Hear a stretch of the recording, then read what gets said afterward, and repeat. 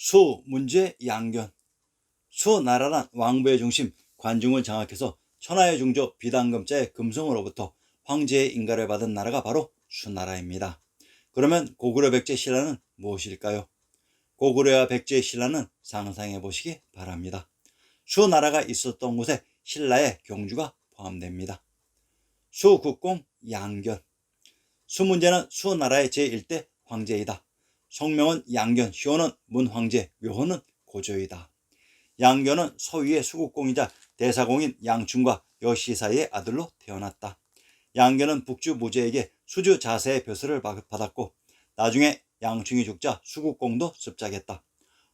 578년에 우문윤이 황제가 되자 황제의 장인으로서 양견의 실권은 더 커졌고 이듬해 자신의 외손자인 정제가 즉위하자 섭정이 되어 모든 실권을 장악하였다.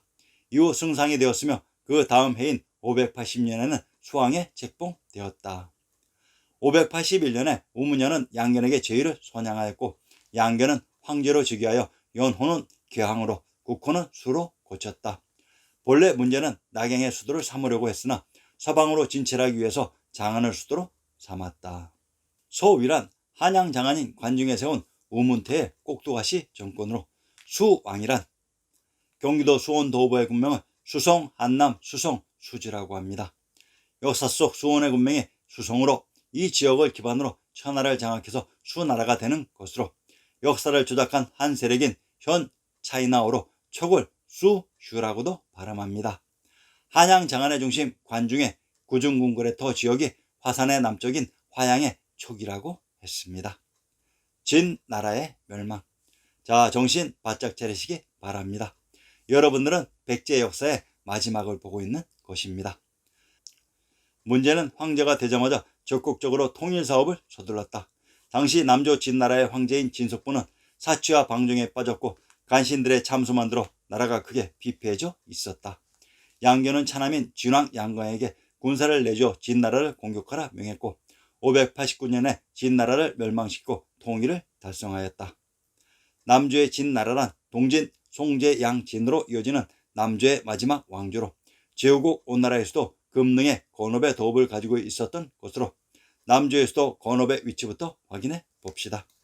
고전 번역원의 다산 시문집을 인용합니다.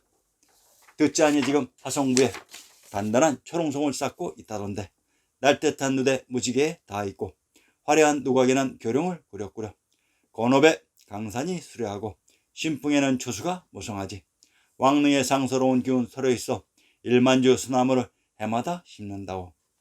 남조인 동진 송제 양진의 수도 건업은 금강산 김해 금능 지역이라고 했습니다.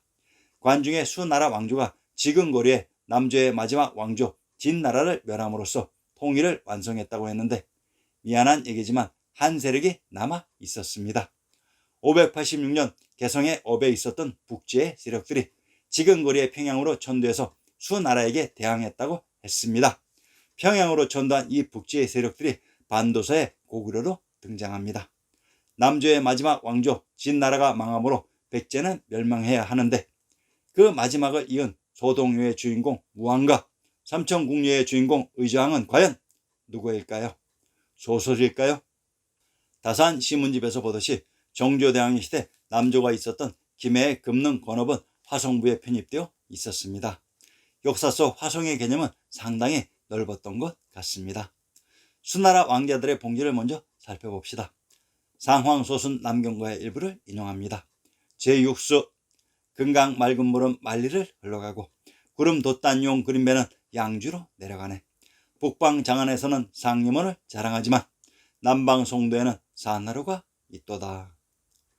탁금천강, 금강을 가리킨다. 표현이 재미있습니다. 비단 씻는 맑은 강이랍니다. 비단금자의 금강은 신시계천의 무대 천주가 있었던 금강산의 금도에 흐른 강으로 이곳과 관중을 만리라고 합니다. 이곳에 있었던 성이 만리장성입니다. 산화루는 금강변에 있는 누각이다. 수대만렵 초강 양수가 세운 누각이다. 이 산화루를 세웠다는 초강 양수가 누구인지 찾아봅시다. 위키백과 수문제조를 인용합니다. 수문제 양견은 중국수의 초대 황제로서 아들들 박능왕 폐왕태자 양용, 진왕 양광, 진왕 양준, 초강 양수, 한왕 양양. 방릉왕 폐황태자 양룡은 촉, 즉 대흥의 궁궐에 계시고, 진왕 양강은 진주인 온양에 계시고, 진왕 양주는 청주의 청수연에 계시고, 초광 양수는 화양에 계시고, 한왕 양양은 한양에 계시고, 진왕 양강이 바로 수양제입니다. 이 진땅의 배면은 서진을 건국한 사마염의 고향이 한해 5년으로 이곳은 온양이기도 하며 진한수당의 궁궐들이 모여있었던 능호대계의 무대 진주였습니다. 상림원이 있었던 북주의 장안은 관중의 구중궁궐의 터라고 했습니다. 이곳 상림원이 정주대왕의 무대 화성에 있었으며 이곳 상림원에 진시황제의 아방궁이 있었습니다. 개황의 치, 황제가 된 문제는 세금을 적게 걷어 백성의 고통을 덜었으며 대문화공사에 백성의 불만이 많아 공사를 중단토록 했다.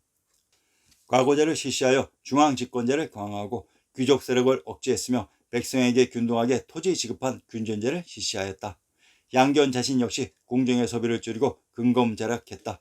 이리하여 국권은 풍족했으며 백성들의 삶도 한결 여유로워졌다고 합니다. 돌고를 강함과 부드러움 두 방법으로 압박하였고 고구려에도 30만의 원정군을 보냈으나 모조리 전멸하였다. 흔히 우리는 수 문제가 먼저 쳐들어간 것으로 알고 있으나 사실은 고구려 영왕이 먼저 요소 지역을 선제 공격했었다. 경도인 서울과 낙양 장안을 장악하고 있었던 세력이 수나라였는데 금강산 김해에 있었던 남조의 진나라는 백제로 이들은 수나라에게 멸망하였고, 그러면 과연 고구려는 어디에 있었던 것일까요? 이들 고구려의 행방을 찾아봅시다. 고구려 평원왕 고양성. 고구려의 제25대 왕, 이름은 양성이다. 평광상 호왕 또는 평강왕이라고도 한다. 대외적으로는 중국의 남북주와 두루 외교 관계를 맺는 정책을 펴 561년 진나라에 사신을 보냈으며 564년에는 북주에 사신을 보냈다. 577년 북주에 사신을 파견하여 관직을 받았으며 581년에는 수나라 고조로부터 대장군 요동궁궁이라는 관작을 받았다. 586년 평양 대성산에서 장안성으로 도읍을 옮겼다. 고구려는 수나라가 건국된 직후부터 사신을 보내 외교 관계를 맺었으나 남조인 진과도 여전히 동교했다. 수나라가 진나라를 멸망시키고 중국을 통일하자 평원왕은 수나라의 공격에 대비해 전쟁 준비를 서둘렀다. 590년 평원왕이 죽은 뒤 아들 원이 즉위하여 더욱 강력하게 전쟁 준비를 했다. 고구려의 평원왕 고양성이 바로 북제의 고향입니다. 577년 개성의 업에 있었던 북제는 관중의 북주에게 멸망당하면서 북주의 신하가 됩니다. 이를 고구려가 577년 북주의 사신을 파견하여 관직을 받았다고 하는 것입니다. 그런데 581년 황제의 북주는 수국공인 양견에게 황위를 양해하면서 관중의 황제가 바뀌었습니다. 그래서 581년 북주의 신하였던 북주의 고구려는 다시 황제가 된 수나라로부터 업당인 요동궁공이라는 관장을 다시 받는 것입니다. 자, 그런데 586년 북주인 고구려가 평양 대성산에서 장안성으로 도읍을 옮겼다고 합니다. 아니, 장안성에서 평양 대성산으로 옮겼다고 해도 이상한데 평양에서 수나라의 수도 장안성으로 옮겼다고 합니다. 신증 동국 여지스남의 평양부에서 인용합니다. 군명 조선 왕검성 옛기록에 당군의 이름은 왕검이라고 하였다. 기성, 낙랑, 장안, 서경서도, 호경, 유경이라고 합니다. 평양을 장안이라고 합니다. 역사 조작을 하려면 제대로 할 것이지. 아하, 그러면 586년 개성의 업에 있었던 북주의 고구려가 586년 지근거리에 평양으로 기습 전도해서 중앙정부인 관중의 수나라에게 대항했던 것입니다. 백제가 있었던 곳이 남조가 있었던 김해의 권업으로 이곳에서 중앙조정인 수나라에게 589년 망했으며 고구려가 있었던 곳은 개성의 업인 요동으로 이들이 북주였으며 이전 북주에게 망해 북주를 이은 수나라에게 요동궁궁의 직위를 받았으며 586년 평양으로 기습 전도해서 중앙조정인 수나라에게 대항한 것이 바로 중앙조정인 수나라와 평양의 고구려의 전쟁으로 현재의 차이나와 한반도의 국가 대 국가의 전쟁으로 주작된 것이었습니다. 황태자 책봉 문제. 수문제 양견은 처음에는 자신의 장남 양룡을 황태자로 삼았다. 그러나 양룡은 여색에 빠지고 사치스러운 생활을 즐겨 행실이 문란했다고 합니다. 거기에다 태자비가 죽었는데 수수방관하자 평소 양룡을 싫어했던 독고 왕후는 양견에게 태자를 바꾸라고 주청했다. 결국 600년의 양룡은 황태자에서 폐위되고 차남 양광이 황태자에 올랐다. 602년에 독고 왕후가 죽자 양견은 다시 양룡을 황태자로 세우려 했다.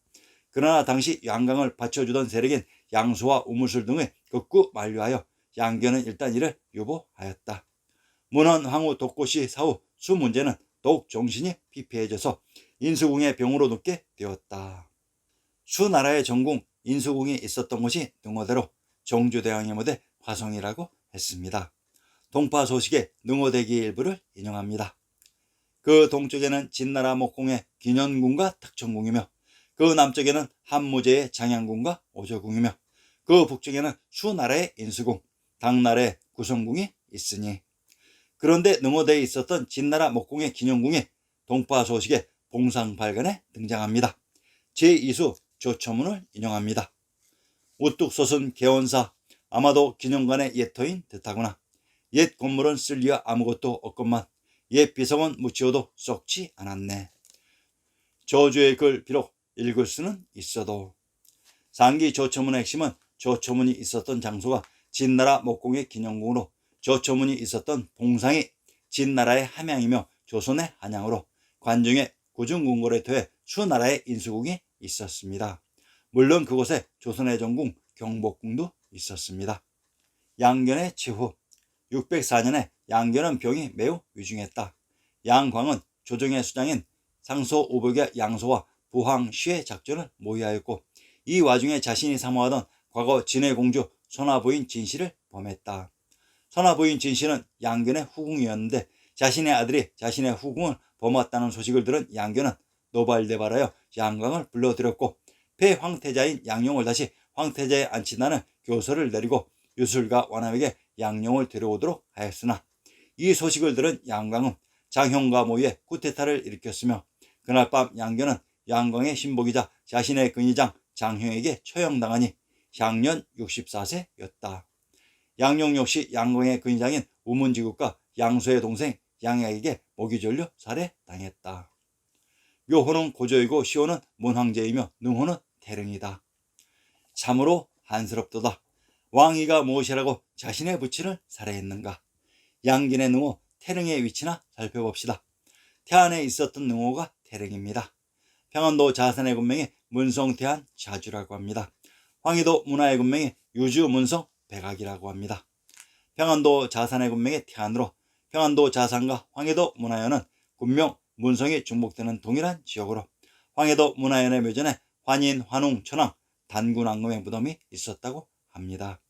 천하의 중심 천조가 있었던 비단금자의 금성의 신성한 지역 근처에 황제 수문제가 묻혔습니다. 수문제 양견은 한반도 양씨들의 직계 손조이십니다. 양씨들은 황제의 성인이 자부심을 가지시기를 바랍니다.